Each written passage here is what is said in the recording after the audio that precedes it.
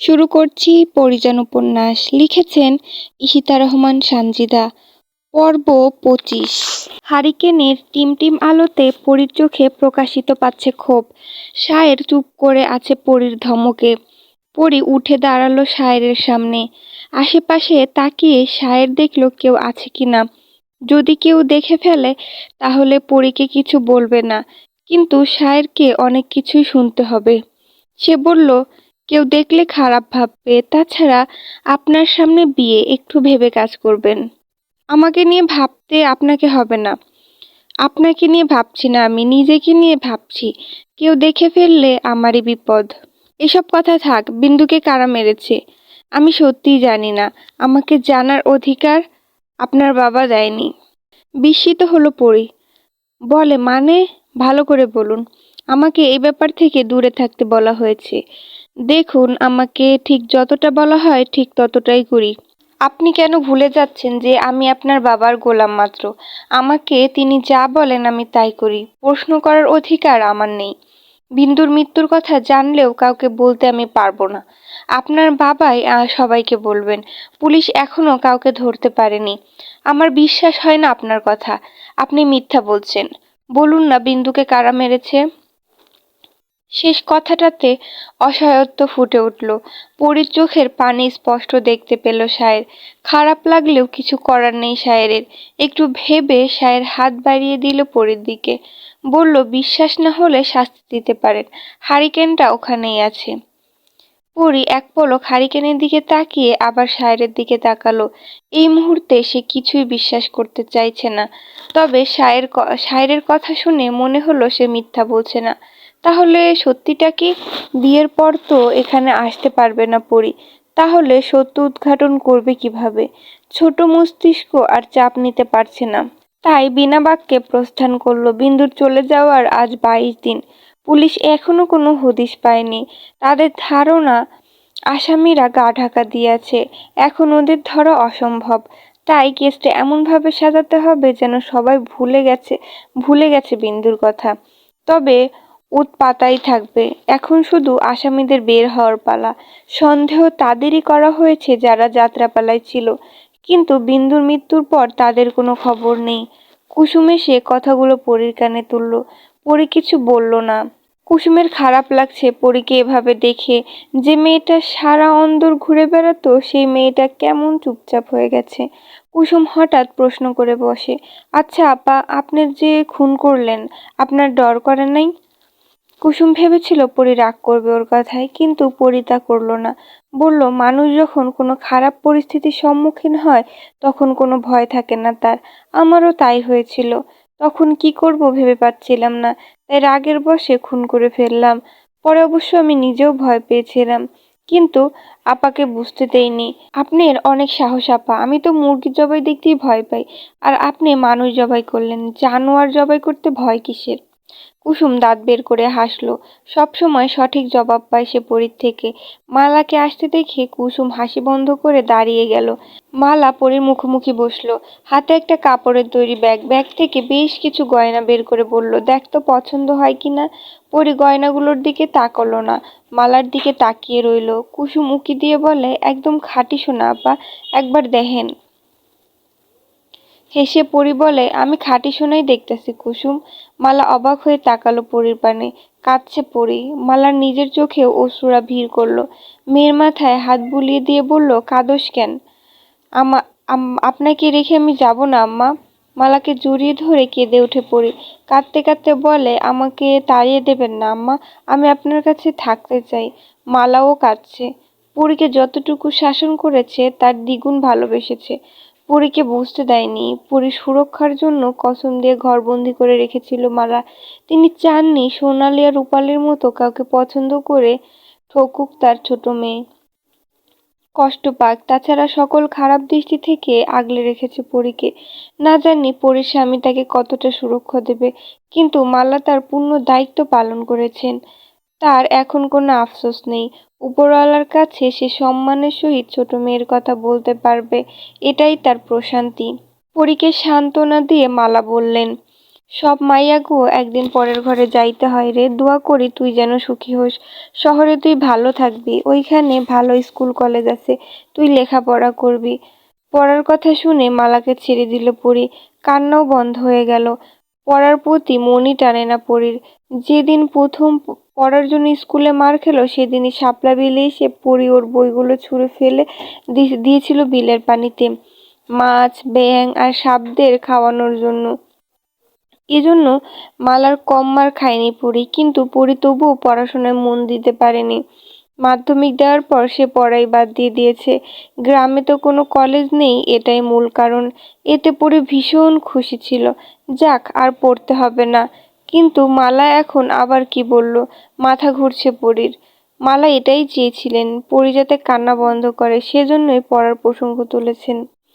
মালা মেয়ের হাত ধরে কাছে টেনে বলে, শহর কেমন তা আমি জানি না, সাবধানে থাকবি, একলা বাইর হবি না, জামাইরে নিয়ে যাবি।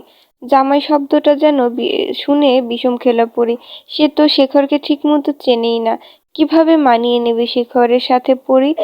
চিন্তায় পড়েছে সে। মালা ততক্ষণে চলে গেছে, কুসুমও গেছে। পরি চেতনা ফিরতেই চোখের সামনে ছড়িয়ে রাখা গয়নাগুলো দেখতে পেল। তাতে হাত বুলিয়ে বলল, এই গয়না কি সুখ দিতে পারে? টাকা পয়সা কি শান্তি দেয়? তাহলে এত ঐশ্বর্য থাকতে আমি কেন এক টুকরো সুখ পাই না? অট্টালিকায় সুখ না থেকে যদি কুঁড়ো ঘরে সুখ থাকে, তাহলে আমি এই কুঁড়ো ঘরেই যেতে চাই। পরীর ইচ্ছেগুলো রং ওঠা চার দেয়ালের মাঝে সীমাবদ্ধ রইল। তারাও যেন বুঝে গেছে পরী কি চায়। জীবনে যে ভালোবাসাই সব। ধন সম্পদ দিয়ে কি হবে যদি ভালোবাসা না থাকে? পরী ভাবছে শুধু, তার জীবনে কোন মানুষটা সঠিক হতে পারে। দিন পেরিয়ে রাত, রাত পেরিয়ে দিন, প্রকৃতির নিয়ম মেনে সবই এগিয়ে যাচ্ছে। ঘনিয়ে আসছে জমিদার কন্যার বিয়ের দিন। উৎসবে মেতেছে পুরো গ্রাম। দলে দলে মেয়েরা অন্দরে ঢুকছে নববধূকে দেখার জন্য। বিদায় দেওয়ার পূর্বে পরীকে সবাই দেখে নিচ্ছে। বয়স্করা পরীকে দোয়া দিচ্ছে, আর পরী চুপচাপ তা মাথা পেতে নিচ্ছে। নতুন সাজে সাজানো হচ্ছে জমিদার বাড়িকে। সবকিছুর তদারকি করছে সায়ের। দম ফেলানোর সুযোগ নেই তার। গায়ে হলুদের সব জিনিসপত্র গুনে গুনে অন্তরে পাঠাচ্ছে সে। একটু পরেই গায়ে হলুদ শুরু হবে। হলুদ কাপড় পরিয়ে পিঁড়িতে বসানো হয়েছে পরীকে। রূপালীও এসেছে। ছেলেকে শেফালির কাছে রেখে এসেছে। হলুদ বাটছে একজন মহিলা। পরী অন্যমনস্ক হয়ে বসে আছে। পিঠ ছড়ানো চুলগুলো, হাতে চুড়ি আর হলুদ রঙে পরী যেন ঝলমল করছে। এই পরীকে দেখে আজ যেন প্রকৃতিই হিংসে করছে। তাই তো সূর্যকে আজ লুকিয়ে রেখেছে। রূপালী তাড়া দিয়ে বলে, আপনারা তাড়াতাড়ি করুন, এই শীতের মধ্যে কতক্ষণ বসে থাকবে? এরপর গোসল করাতে হবে। কুসুম, গরম পানি নিয়ে আয়। সবাই খুব তাড়াতাড়ি সব করতে লাগলো। প্রথমে পরীকে মালা হলুদ ছোঁয়ালো, কপালে গাঢ় চুম্বন করে বলে, সুখী হ। জেসমিন এই প্রথম পরীকে ছুঁয়ে দিল। মন্দ লাগলো না পরীর। ওর মায়ের স্পর্শই যেন পেল। চোখ তুলে জেসমিনের দিকে তাকিয়ে মৃদু হাসলো। জেসমিনও কপালে চুমু এঁকে দিল। পরী সারা শরীর হলুদ মেখে দিল এক এক করে। আবেরজানটা দেখে বলে, অত হলুদ মাখিস না, আমার নাতনি এমনিই সুন্দর, অহন গোসল দে। আরেকজন রসিকতা করে বলে, নাচ জামার যে চান কপাল, আমগো পরীর মতো মায়া পাইছে। হ, এই চান দেখলে তো আর ছাড়তেই চাইব না। হাসাহাসি রোল পড়ে গেল সবার মধ্যে। পরী আগের মতোই বসে আছে। কুসুম গরম পানি আনলো। গোসল করানো হলো পরীকে। গরম পানিতে গোসল করেও শীত লাগছে পরীর। ঠক ঠক করে কাঁপছে। ঠোঁট দুটো নীল হয়ে আসছে। সারা শরীরে হলুদ মাখানোর ফলে হলদেটে হয়ে আছে ফর্সা দেহখানা। রূপালী আবার তাড়া দিতেই পরীকে ঘরে নিয়ে গেল। হলুদ শাড়ি পাল্টে লাল শাড়ি পরানো হলো। আর কিছুক্ষণ পরেই বর আসবে। এরই মধ্যে মালা এলেন হাতে পায়েসের বাটি নিয়ে। নিয়ম অনুসারে পরীকে 3 বার খাইয়ে দিল মালা। তারপর বাকিটুকু ছোট ছোট ছেলে মেয়েদের খেতে দিলেন। গায়ে হলুদের আগেই পরীকে ভাত খাইয়ে দিয়েছিলেন স্বয়ং জেসমিন। আজ পরী কাউকে না করেনি। জেসমিনের খুব ভালো লাগলো পরীর আচরণে। নিয়ম মতো পরী গায়ে হলুদের পর আর কিছুই খেতে পারবে না, শুধু এই পায়েস বাদে। নিয়ম শেষে লাল বেনারসিতে সাজানো হলো পরীকে। বোনকে নিজ হাতে সাজালো রূপালী। সবশেষে লম্বা ঘোমটা টেনে দিয়ে বলল, মাশাআল্লাহ, তোকে রাজকন্যার চেয়েও বেশি সুন্দর লাগছে পরী। বরের নজর ব্যতীত আর কারো নজর যেন না লাগে। হাসলো রূপালী। পরী কপালে ভাঁজ ফেলে তাকালো রূপালীর দিকে। এটা কেমন দোয়া?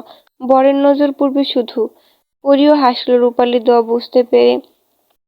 আছরের আজান পড়ে গেছে, এখনো বরযাত্রী এসে পৌঁছায়নি। শহর থেকে আসছে বিধায় আরো দেরি হচ্ছে। ঘুম এসে গেছে পরীর। ওর পাশে বসে থাকা মেয়েগুলো ঝিমাচ্ছে। এই মুহূর্তে বিয়েটাকে অসহ্য লাগছে পরীর। এতক্ষণ বসে থাকতে কার ভালো লাগে? সময় পার হতে হতে মাগরিবের আজান দিয়ে দিয়েছে। এখন পরীর বিরক্ত লাগছে, ইচ্ছে করছে শাড়ি গয়না টেনে খুলে ফেলতে। রাগ প্রকাশ করতেও পারছে না। তখনই কয়েকজন মহিলা এসে পরীকে নিয়ে গেল বৈঠকে। পুরুষ নেই বৈঠকে, আফতাব, কাজী আর বরই পুরুষ। মেঝেতে খেজুর পাতার তৈরি বড় পাটিতে বসানো হলো। সামনে টানানো হলো পাতলা চাদর। উসখুস করছে পরী। শুধু কবুল বললেই আজ সে এক পুরুষের অর্ধাঙ্গিনী হয়ে যাবে। তার উপর সমস্ত অধিকার পাবে পরী।